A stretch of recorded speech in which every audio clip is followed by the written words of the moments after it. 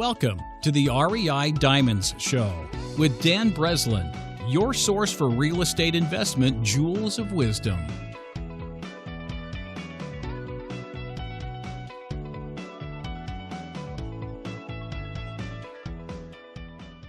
All right, welcome back to the show. Joe, how you doing today? Hey, doing great. Nice to be back. Nice. So we have done an episode, I think it's been about 2 years ago now, so I'm not going to get with the how you got started. If anyone wants to check out your backstory and how you led into real estate, I will make a note in the show notes of the original episode that we did. I like to have guests on, periodically because I notice an evolution in my own progression from 2 years ago. I'm doing, triple the number of deals, triple the opportunity. Things have gone dramatically great for me, better than I could imagine. And I see the same thing happening with a lot of the guests who've been on. And so I like to do a circle back and see how things have changed and evolved and maybe some changes you've made in the last 2 years. But can you give us, Joe, a brief synopsis of, what kind of growth and what kind of exciting things have happened in the last 2 years since we talked? Oh, absolutely. So let's see. I don't remember what the assets under management number was whenever I initially interviewed on your show, but my company now has over $300 million worth of apartment communities, and they're primarily primarily in Dallas-Fort Worth, and we have a couple in Houston as well. So the last couple years has been focused on scaling the business.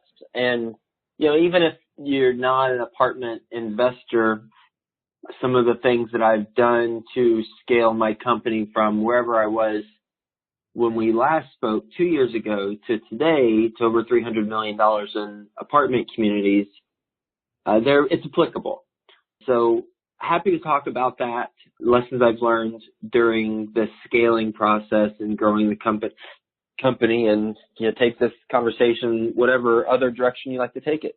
Cool. I think I do want to get into some of the scaling stuff. I think when we first talked, you were using a lease purchase strategy. I don't know that you had actually been closing on, signing for loan documents and things of that nature, although you were commanding large amounts of capital into the deals to get them to improve in value. Is that still the acquisition and takedown strategy, or has that changed a little bit? We're buying properties with traditional financing.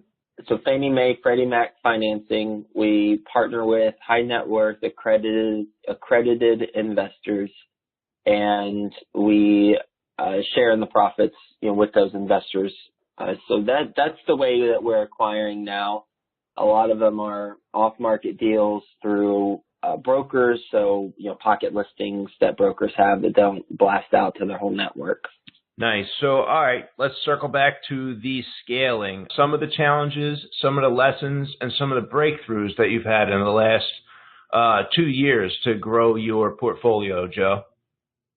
Yeah, I'd say the way to scale a business, and this is not only the business that I'm in, and which is apartment syndication, but just any business in real estate and then even outside of real estate, is a 3-step process that I've figured out. One, and by the way, disclosure, it's not rocket science, but it does take work to actually execute.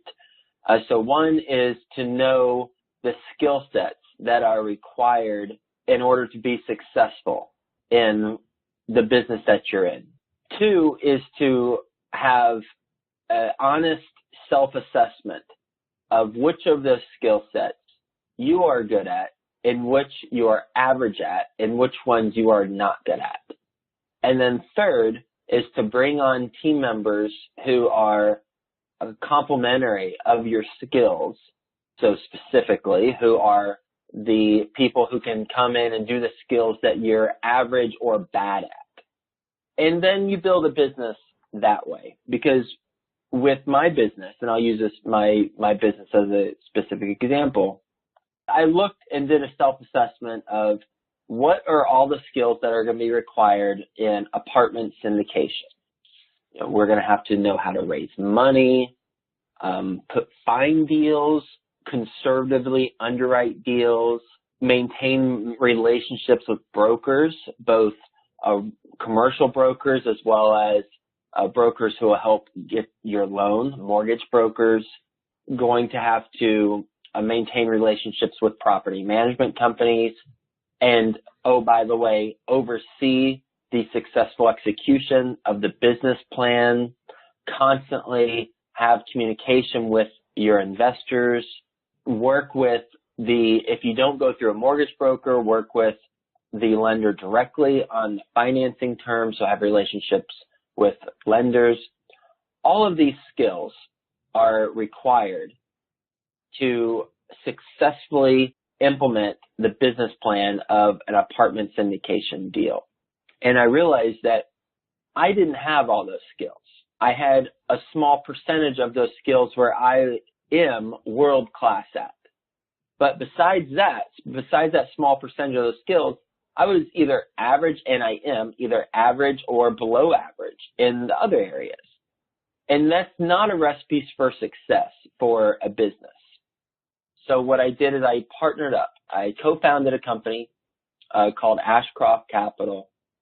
And my business partner brings the skill sets that I lack in the important areas, or at least I'm not world class at.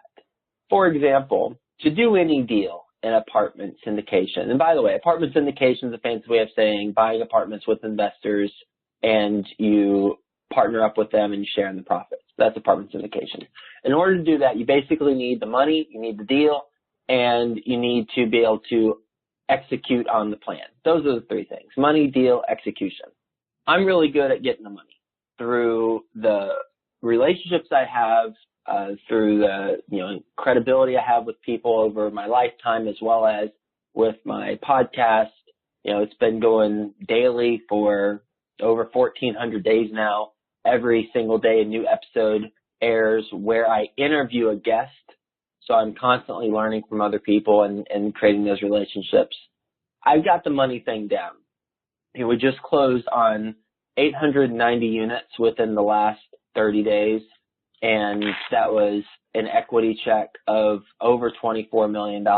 And I raised that within 7 business days. Wow. Actually, no, 7 calendar days. So the money thing is I'm good at. And it's because of the other two components, the execution and also finding good deals.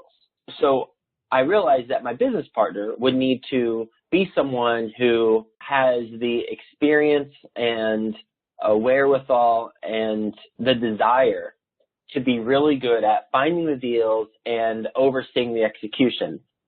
Now, there's overlap. There's a lot of overlap in the execution oversight because I oversee the execution too.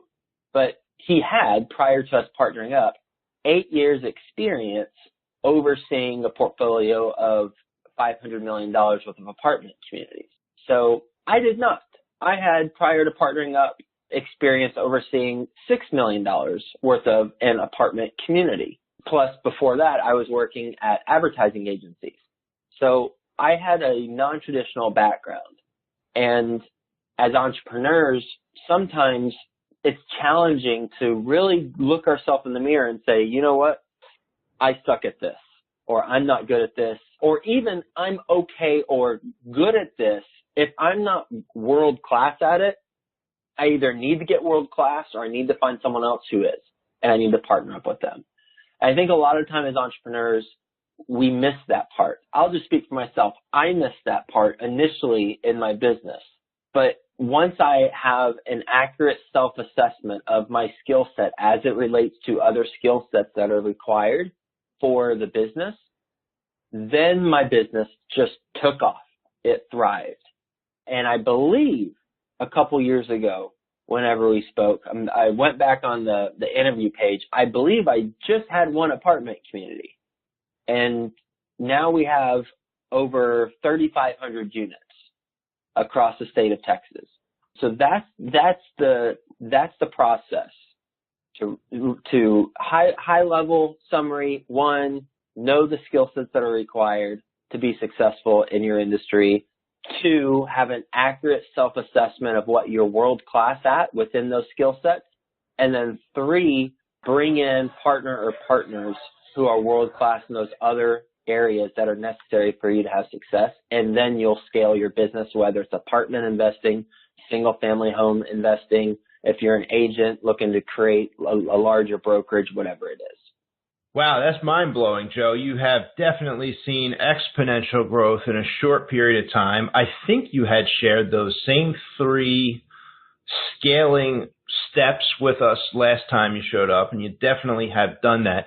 Did that partner come on in the interim? Was that partner kind of in your network at the time of our last interview 2 years ago? If not, how did you meet them, and how would you select or maybe share some tips for selecting a potential business partner that you guys have had outstanding results here? And I know a lot of listeners would love to duplicate those results even in their own business if it's not apartment syndication.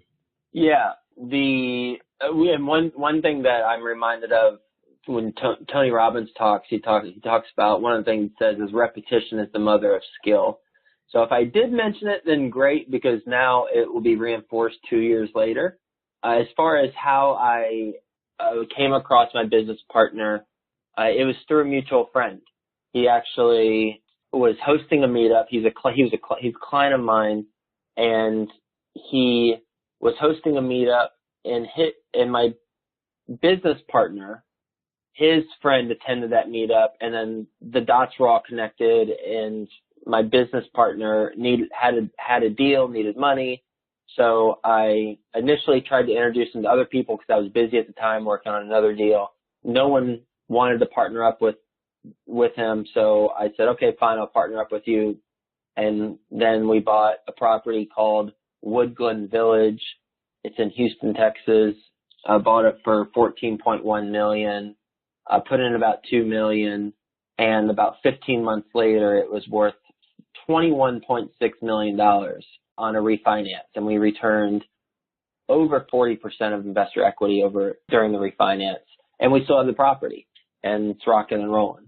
That's always interesting to me. So I have the podcast, run meetups. I'm in 5 different cities now: Chicago, Philadelphia, Miami, Tampa, Atlanta. I'm busy, right? The same way that you were busy when this potential partner was kind of suggested to you. And I'm always curious in my own life, Joe, whether or not I've turned away the right person along the way. And I have, I think, 16 partners right now. So I'm kind of busy and stretched in and don't necessarily have the bandwidth to give, the 17th, 18th, 19th partner, if I were to take on additional people, the right attention for us to really be successful. I mean, do you look back at that and, thank God that you actually pulled the trigger on that partnership? Or was there something where you realized that was the right guy? Or maybe do you have that same feeling sometimes where maybe we missed a few other potential partners we just didn't have the time to really give the attention to? Yeah, I certainly am grateful for the partnership I have now. And I'd say, there's, FOMO, right? Fear of missing out. That's pretty prevalent in our culture right now because of social media, and, people do it for the Instagram. They, go to crazy places, take a picture just to be on just to post it on Instagram. Not necessarily to have that experience in person, but just to make sure they show everyone else that they were there. So I would say with partnerships and potentially partnering up or not partnering up with people, it's just like a relationship. If you're single, fortunately I'm married to the love of my life, but when I was single, if I was seeking something from someone, from, my, potential girlfriend, / maybe wife, if I was missing some core things within myself, then I wouldn't be a good partner. It wasn't setting the relationship up for success. When we're in business, if we don't have competency in certain necessary areas, then we're not going to be set up for success with potential partners. So with my business, I said I was okay or borderline bad, or maybe I even said bad in certain areas, but I still understand the components of it. It's just compared to world-class people in those areas, that's how I would rank.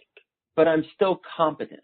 So when I look at, other partners, potential for other partners, or whenever we look for potential partners, I believe it's important to be educated in all the necessary areas of the business.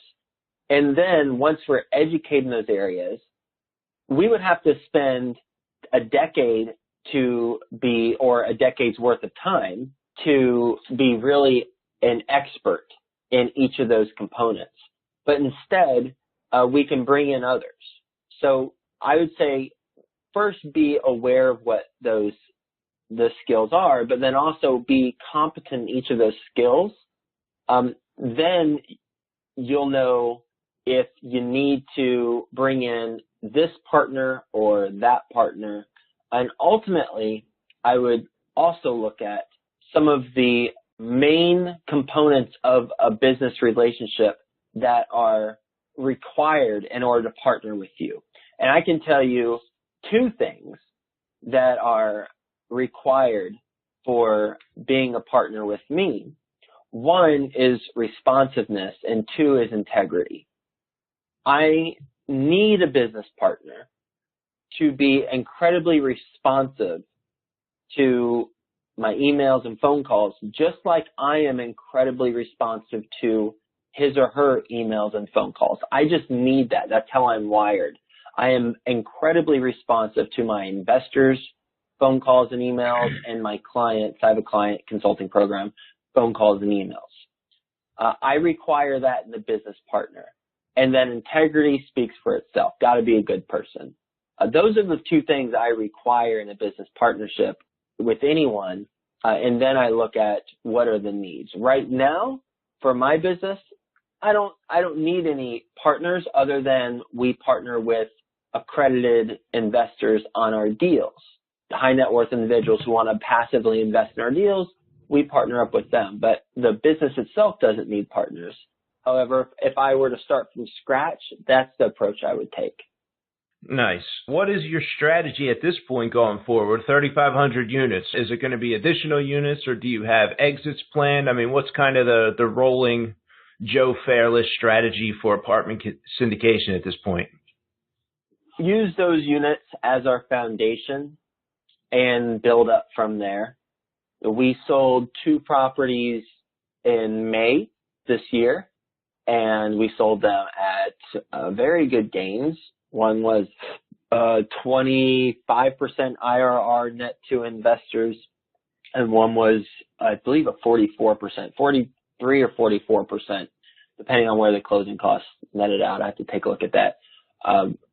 Net internal rate of return. We actually only had one investor on that deal. He's invested over approximately $20 million with us. So I don't want to grow the portfolio and then sell it off and that will be it. Instead, I want to use these units as our foundation and then build from there. So how that is tactically implemented is, instead of selling and then being done with it, we sell and then 1031 into another larger deal. And that's what we did with one of the deals. The other one, with that one investor, he's buying a private island, and so he needed the funds for that.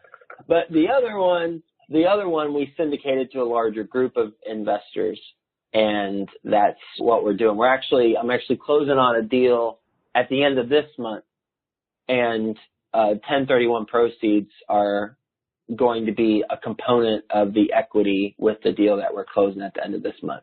So that's the goal. Just continue to build the portfolio, execute on the business plan for the current portfolio, most importantly, and then grow as we find new opportunities that we're incredibly selective at choosing, and continue to go from there. Nice. Joe, do you have any book recommendations recently for either investors just getting started or even the advanced investor? Yeah. For apartment investing, I like The Complete Guide to Buying and Selling Apartment Buildings by Steve Burgess. That's a pretty good one. That helped me when I was getting going. And for apartment syndication, you can go to apartmentsyndication.com.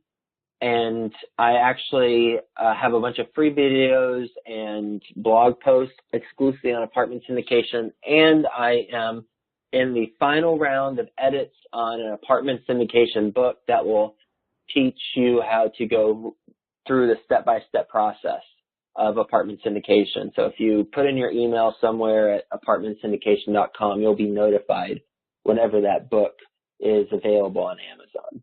Nice. If you could, and maybe you already did with some of the wisdom you shared, but if you could share the crown jewel of wisdom with yourself 2 years ago, or even when you were first getting started and you had that first $6 or $7 million project, what would be the crown jewel of wisdom you would share with yourself, Joe? I'd say to focus on value add deals and underwrite accordingly. Whenever I first got going in investing, in apartment investing, I didn't realize that there were different business plans. I didn't realize I needed a business plan. I just knew that apartments were an interesting investment and most likely made sense. So I was looking at apartments that were turnkey, more or less, or at least positioned by brokers as being turnkey. Whether they were or weren't is another story. But now that we've got over 3,500 units and we're rocking and rolling with the business plans, it's so obvious to me that value-add investing is the best approach. And we buy stabilized properties that cash flow. So I don't have the stomach for buying a completely distressed, let alone a ground-up development building or ground-up development opportunity. I want to do more conservative deals, and it would be to remember that value-add investing is the way to go versus turnkey investing. Sounds like the well-polished and thought-out investment philosophy of Joe Fairless. Appreciate that one, Joe. So if anybody's listening, wants more information about you, where should they go to check you out or get in touch with you, Joe? Well, if you're looking to learn about how to passively invest in deals, I've just launched a part of my website that is focused exclusively on passive investors. You can go to besteverpassiveinvestor.com and learn more about the questions to ask the general partner before you invest in a deal and how to analyze deals. So besteverpassiveinvestor.com, and then also just search my name, Joe Fairless, in iTunes and subscribe to the podcast if you want to hear a daily interview that I do with a real estate investor. Cool. All right, Joe. Well, I appreciate you taking time out to be with us here on the REI Diamond Show. Much appreciated. I'm grateful to be back on the show, and I'm really glad we got to catch back up again. And thank you for listening to this episode of the REI Diamond Show. If you are interested in a pre-release of the next episode, that is before the email goes out, please subscribe on YouTube or one of the podcasting apps, including iTunes, Google Play, or Stitcher. Accredited investors are already earning double-digit returns passively in real estate. Are you? You can sign up to receive private mortgage investment opportunities via email by going to superchargedreturns.com. You can contact me directly by clicking on the Contact Dan link at reidiamonds.com. I do personally monitor and reply to those inquiries there myself. At that site, you can also check out profitable real estate deals I might have for sale and the entire archive of the REI Diamond Show. As a bonus, when you enter your email address on that site, you'll receive instant access to my book on wholesaling. It's pretty much the business plan I use to build diamond equity investments into the off-market deal machine that it is today. That 164-page PDF titled Become a Wholesale Real Estate Master is also available on Amazon if you'd rather pay for it. That site is reidiamonds.com. Thanks again for tuning in to the REI Diamond Show. Dan Breslin here, signing off. Thank you for listening to this episode of the REI Diamonds Show with Dan Breslin.